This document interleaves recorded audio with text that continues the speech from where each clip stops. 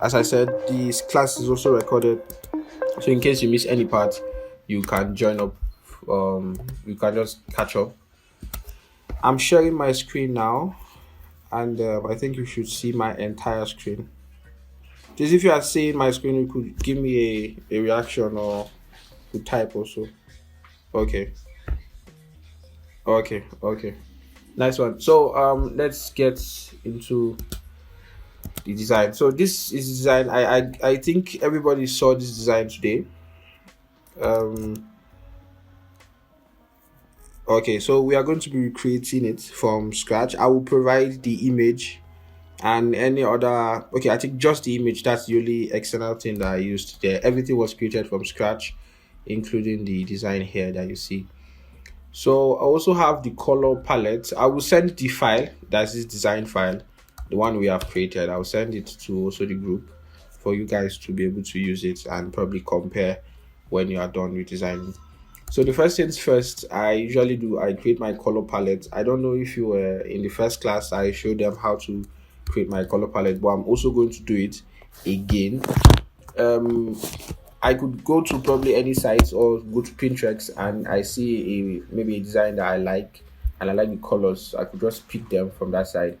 But there's a way I can also create multiple color palettes with just two colors. So let me say I have this and also this, and I want to create a color palette that's having like 4 or 5 colors here. Let me just say 5 colors here.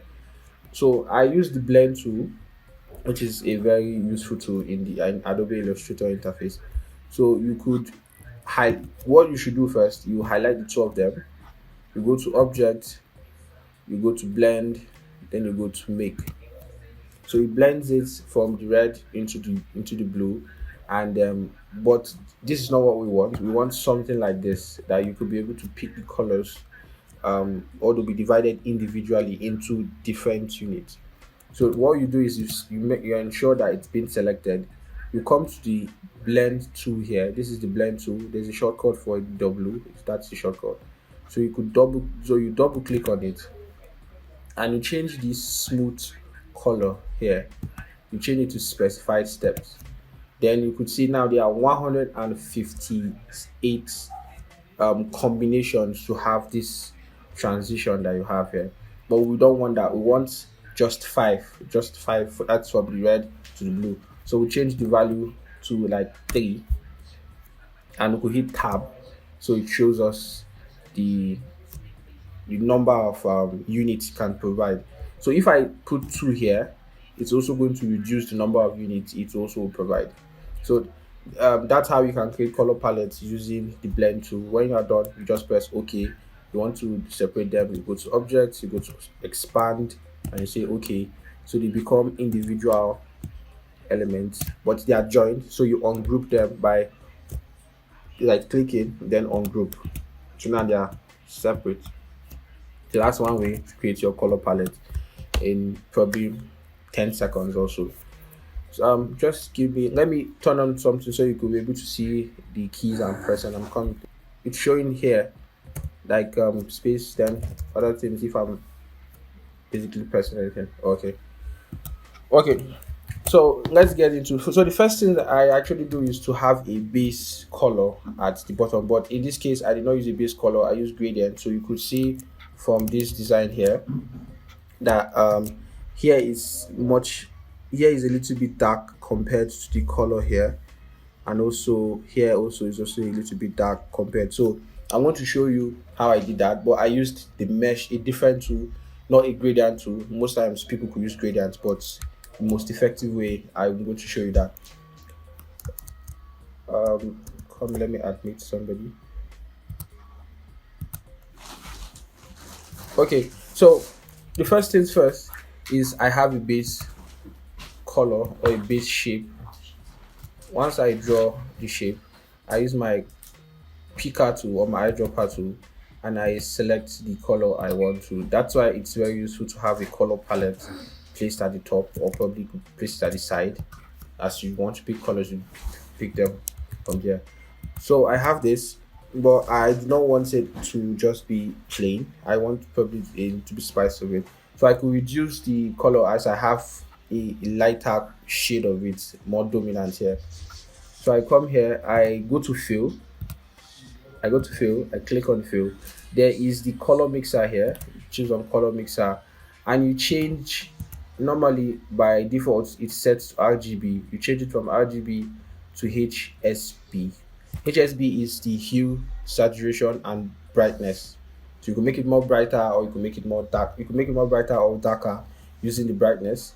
Then you could make it more saturated or less saturated if you want. Then this is the hue. The hue is the, the exact color itself. So you could adjust the hue to change it to different colors. But we want to work with that one. So we go to fill, ensure it is HSB, then you reduce the saturation a little bit and also the brightness. You could take the saturation up. Okay, so this is good. Now I'm going to use the mesh tool to have maybe a shade of the darker shade here and another dark shade here. So um so what you I said you use the mesh tool. So this is the mesh tool here. It's close to the gradient tool. Sorry for the interface. In case your interface doesn't look like this when you're using Adobe Illustrator, you can also change the interface to Essential Classic. That's the workspace to Essential Classic. You come to Windows, you come to Workspace, then you choose Essential Classic. So you have all the tools that I have here, and also everything here in the properties panel. So we are going to be using the mesh tool. Ensure it's highlighted. You choose the mesh, then we set a point here. It's going to go from top to bottom and from left to right. So add another point here too, and then we'll have 2 points. Now what mesh tool can actually do is it can pick these points where they intersect and use that point to apply maybe a different color, a separate color from the rest of the other colors that are available on that shape. So let's say we want to apply a darker shade here. We select here, we come to fill, we increase the saturation so it applies only to that point. So I hope you can see this. So it applies only that point. We can come to this point too. We come to fill, we adjust the saturation a little bit. And what you can actually do is that you can move those points using the mesh. Ensure it's selected on it's still on the mesh tool. You come to the point, you can adjust it to where you want them to be. So this is how you can basically do it, like apply a little bit of gradients within a part or a region using the mesh tool. So this is what I just did with the background there. Then now for the we are going to be focusing more on the background because the image is just placed there meticulous. I've already edited it, so I will send you the edited copy. You can just use that one directly. Then for the shapes, these ones are just normal shapes, so you could just know how to place. Just all you just need to know is know how to place the shape. But our main aim is creating the background. So now we are going to create this curve that you see here. We will be using two tools. We are going to be using the curvature tool and the width tool. There are two tools we are going to be combining. Then we have to create it as a pattern. So let's get into it. So we could just go outside of your artboard and start doing creating the curves there, or the two curves that I have there. So now this is the curvature tool. It is right beside the pen tool. You choose the curvature tool, you click here. So what the curvature tool do, or what separates the curvature tool from the pen tool, is that the pen tool moves in a straight line while the curvature tool tries to give you a curve depending on the points that you have placed. So what we do with the curvature tool is that we want a curve like this. So what we do is that we place one here, it moves in a straight line because there are only 2 points. But when you are about to add a third point, a curve will be created to see how it can give you probably something within an arc, just create an arc for you. So now if I move within this part, you could see that the curve is being created. I click on this point, I click on this point, and this point. Now do not mind if it's showing like this, because the reason why it's showing is because there's a fill, but we don't want to use a fill, we want to use a stroke. So we come to the fill, you change it to X, that's you change it to none. Remember, it can also be on swatches or it can be on color mixer, anyone, it still works. You go on none, so automatically disappears. Then you come to stroke. We are going to be using a stroke of about probably maybe 60 or so. Let's say 60. Okay, 60 is a little bit small, so let's pump it to 100. Yeah, 100.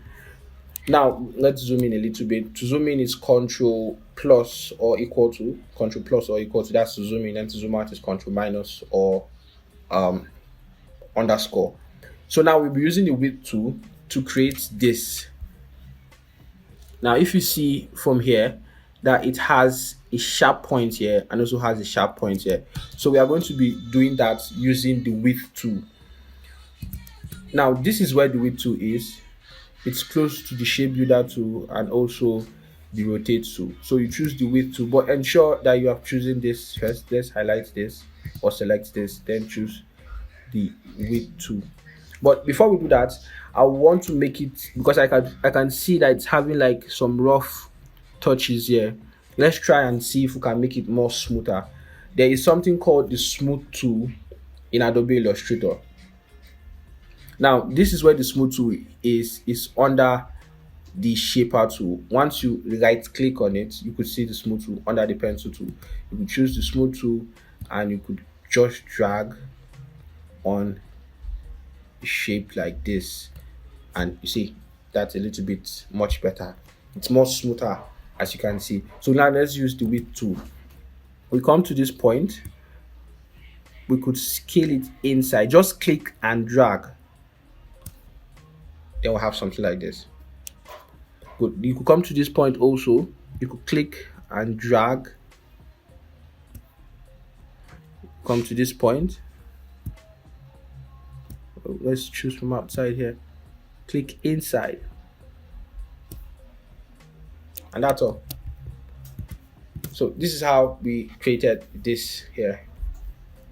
This is how we go. Although there's an effect added on it, but I'm going to show you how to do that effect. So this is how we actually created this. Then we had a little bit of circle at inside.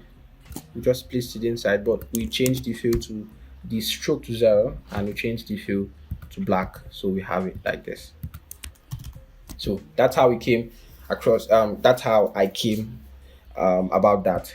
You could select the two of them and you could group them, but instead of grouping them, we'll expand this. Now this is a stroke and this is a fill. They are not the same. This is a stroke, meaning the width of the stroke, that's the thickness of that stroke, is what's giving us this result here. But this is a fill, meaning the shape is being filled by a color, while this is not being filled by a color. If you try to fill it, it try and connect from here to this end. That's make it fill. But now it's a stroke, so it has a thickness. It has thickness that actually gives it the appearance it's having. So now we have to change it now to a fill, so it has the same properties like this. So we'll go to object, we'll go to expand appearance, then it becomes a fill here. So we select the two of them, then we group them. Then we can make it smaller. Now you make it smaller, so you could zoom in a little bit down. You zoom in a little bit down,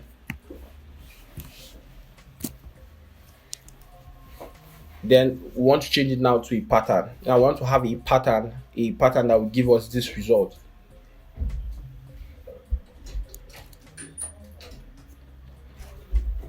Sorry for the pause, please.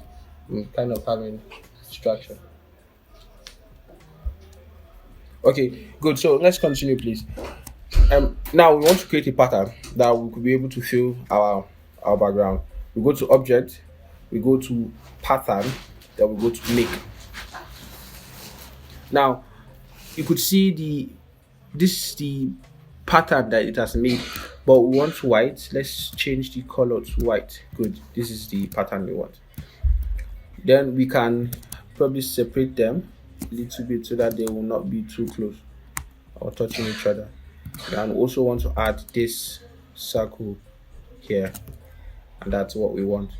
We click on OK, done. Once you click on done, automatically it's been added to your swatch panel. This is your swatch panel here. You could access it here.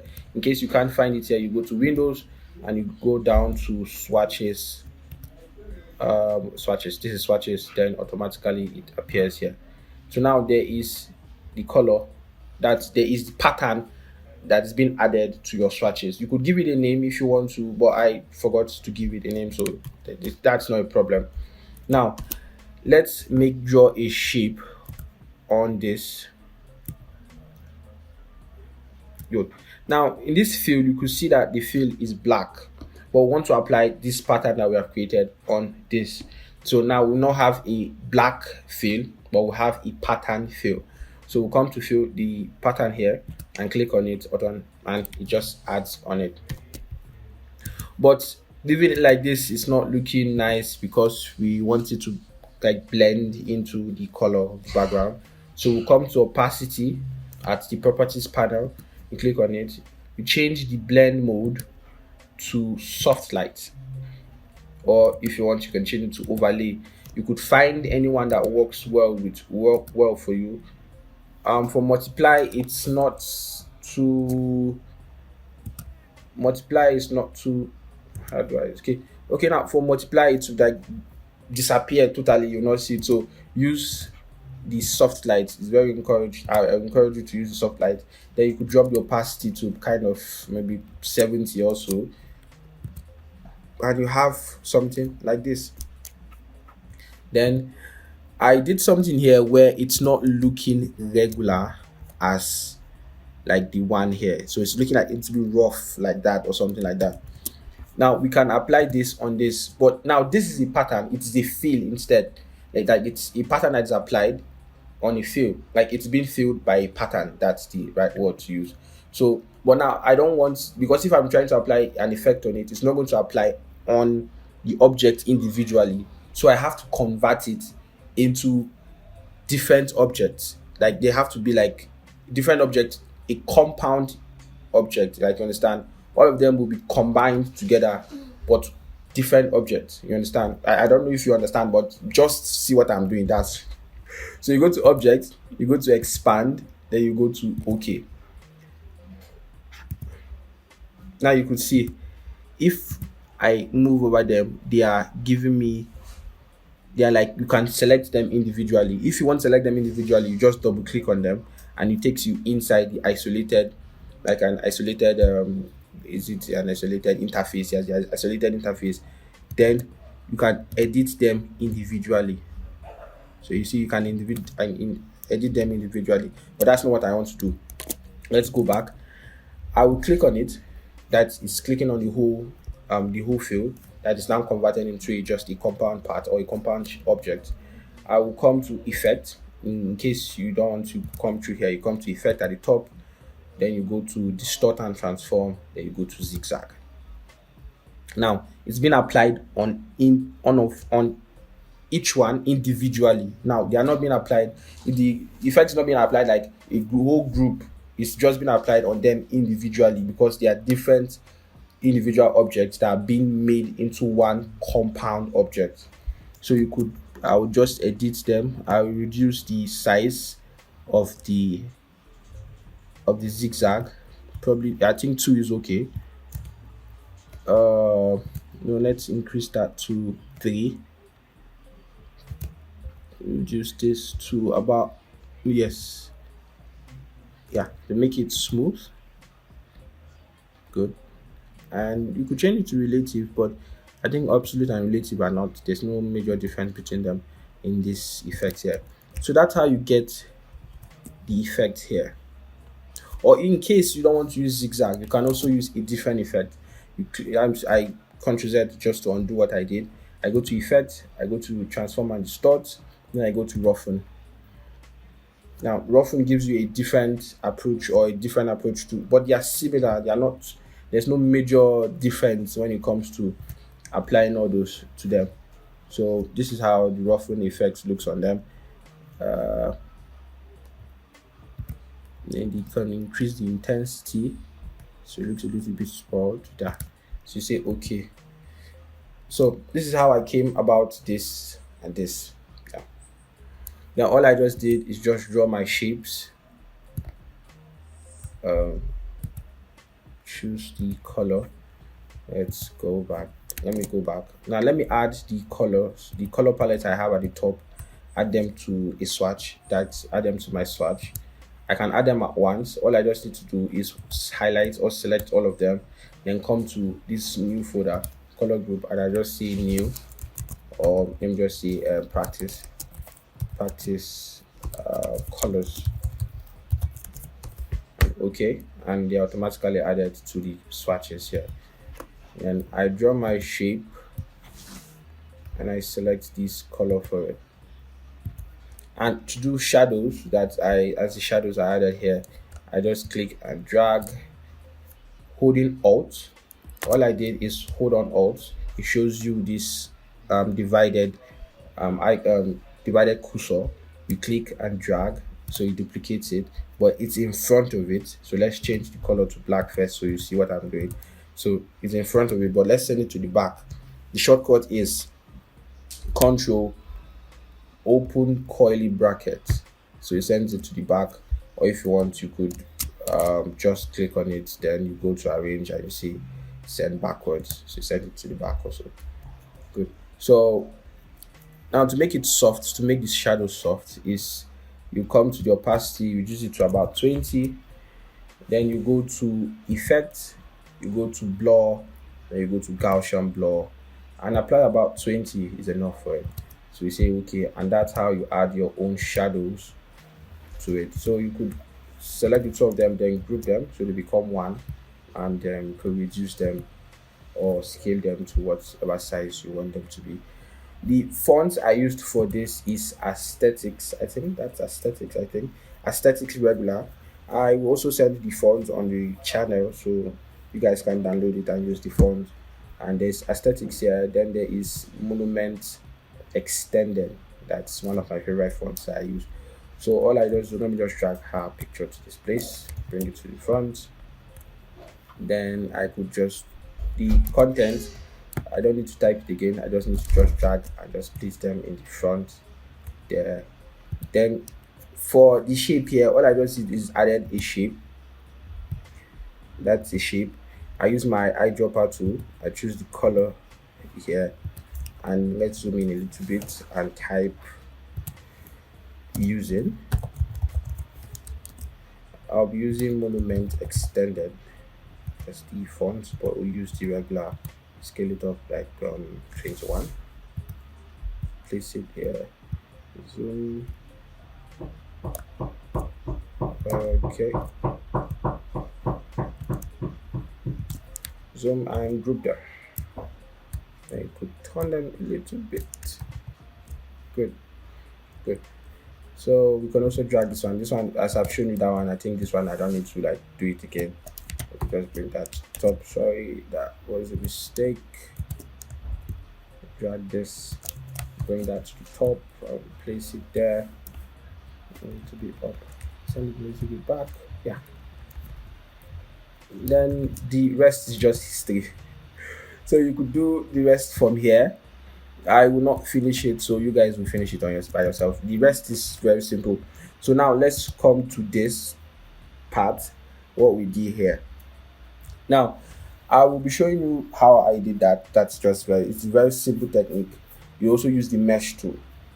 So first of all, we will select this color because we want this color to be filled in the colors that we have by your left hand side. Want it to be filled like that. Then we come to the brush tool or the paintbrush tool, but we don't want to use the paintbrush tool. We want to use something that is thicker or bigger than it. So you right click on it, then you go to the blob brush tool. But the blob brush tool is looking small. We don't want the small size, so you double click on it and it shows you an interface. You increase it to about 141 or 140 thereabout. I think just 145. And click on OK. Then you see the brush size. That's the size of the brush. You draw it and see if it's the size you want. 140 I think is okay. So let's draw our snake like this, and then we select it and tilt it a little bit like that. Let's zoom in a little bit. So now we'll be using a mesh tool. You come to the mesh tool. This is the mesh here. You could use U or something like that. Use mesh. Then we choose a point that we want to add our color or a separate color. That's this color here. we can just say we want to add it here, and it just automatically creates all the points where they will meet or the anchor, everything. So that one is not, you are going to do anything again. Now ensure that that point is selected. Let's go inside. Ensure this point is selected. Come to the fill and choose the color you want to apply on it. Or if you want, you could go to the eyedropper, come up and select it, and then you can go back and you see it's been applied on that part. Then if you don't want this effect here, you could by yourself use the direct selection tool and just adjust your positions or stuff like that, in case you don't want it to look the way it's looking for me. But I think for me it's okay. I can shift it here just for nobody to come and say it's not blending well. Double click and yeah, so like that. So you could work using your mesh tool to create a lot of things. There are a lot of possibilities that the mesh tool can give you. You could do um, complex gradients with mesh tools, like a lot of when it comes to gradients, playing with gradients, playing with mixing colors. The mesh tool is like on the top front for you. So you consider using the mesh tool next time when you're working on design using Adobe Illustrator, or probably maybe you're designing for a client and probably want to design a background and you want it to be kind of sci-fi, that's science fiction or something like that. You could have the mesh tool do that combination for you. There are complex combinations of things that the mesh tool can do for you. So I think I will stop here. I will just take questions because I don't want the tutorials to be too long or the class to be too long. So I'll take questions from here. If you have any questions, or probably you're not sure about something or you're not clear about something, you could please just ask from here. Then we will proceed. Yes, I do understand. Now, for Adobe Illustrator, right? All these stuffs are called artboards. I could have like 10. Like normally when I design for the week, I have up to like 8 artboards that have been created. So for each day, I have each artboard for each day. If you are designing for probably for a brand, that's why if you're people who do create brand guidelines, they use Adobe Illustrator to do that because they have artboards and you can play with the artboards. So you could edit the artboards to be far apart. So if they want them to bleed here and stuff.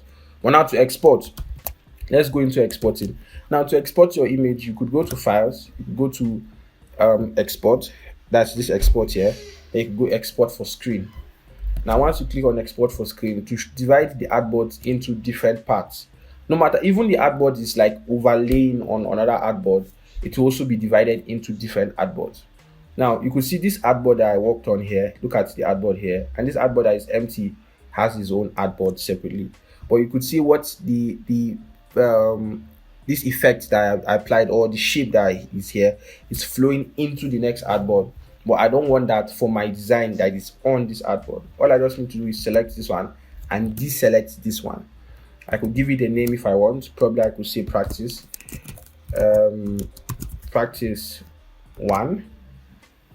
Then here is where I could make all my my settings, probably to direct it to where I want to save it or something like that. I could choose where I want to save it. So I could say I want to save it in let me just say document or something like that. Yeah, let me say I want to save it. No, don't choose document. Let's say pictures. I want to save it on pictures. Then I could choose one, then I select the folder. Then it automatically changes to where I want to save it. That's in the pictures. Then now you could save it in different formats. You could save it in PNG. You could save it, sorry, let me admit somebody. Now you could save it on PNG.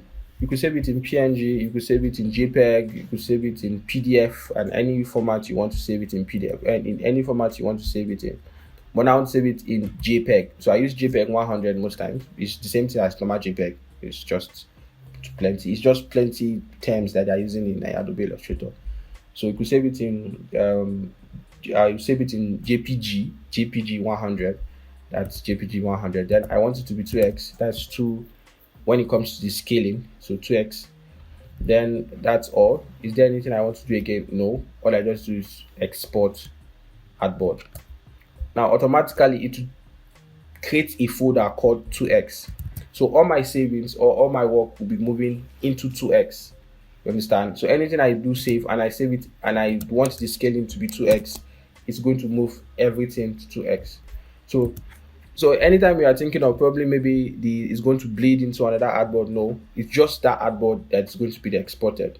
Then if you probably are exporting in PDF, you understand? Now in PDF, you could decide to export the whole artboard. Maybe you have like 10 artboards. You want to export all the artboards in one PDF. If I select the two of them, I could come to PDF, then I could choose single file. Once I choose single file, it's going to export all the PDF starting from the first to the last in one PDF. So that's how you can actually export. Is anyone having any questions? So for the person that just joined in, let me stop sharing my screen for now from here. For the person that just joined in, that's Jeremy. The replay is going to be posted on the group and also on the channel. So in case you as you missed maybe the tutorials, you also get a replay on it. I will send it this night. I will also send the probably maybe I'll just post it on upload it on YouTube. Then also send the link to you guys, so you can just catch up from there. But apart from that, if there's no question or any comment, or if there's any suggestion, please, I'm very open to receiving. Yeah, okay, Obasanjo, you have anything to say, please? Yeah, good evening, boss. Mm,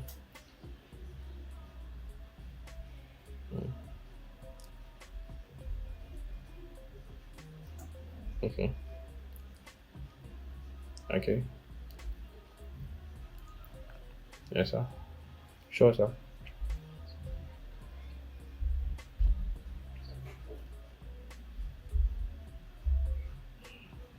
Mm,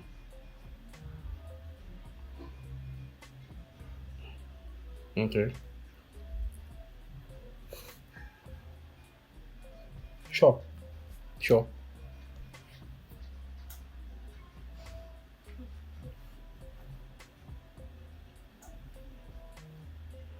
Yeah, yeah. I, Thank you. Thank you so much for the comment. I was also having second thoughts about creating courses. I was thinking of creating a course, but instead of doing a course, I think it's much better to do a weekly a hybrid course that's a follow along, that instead of just buying the course and watching it and probably getting stuck at one point and not understanding, it's better you just you join a circle. So we have a maybe a bi-weekly practice that we do. So if there's any questions after maybe you missed the previous listing and you want to catch up, you ask questions to have like a discussion instead. So that would be much even better than just buying a course. Some people don't even watch the course. So it also keep you on your toes, because when you are giving assignments or you are giving stuff to do, you'll be able to catch up with it.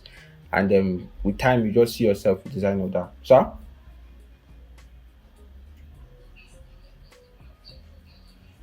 yeah, yeah, sure, sure. So I do that. That will be coming on to the issues. I just want to ensure that I have a syllable that I can follow, and with time we'll just move on, and then there'll be first batch. Then people who are already done with that hybrid, they could probably just go and continue practicing. But they also come back to my DM in case they have um any clarifications or something like that.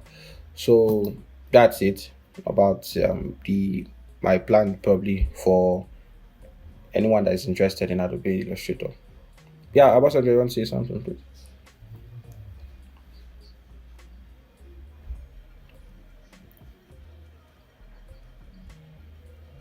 Okay.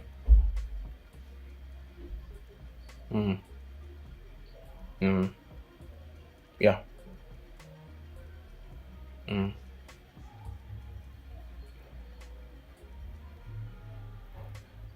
mm,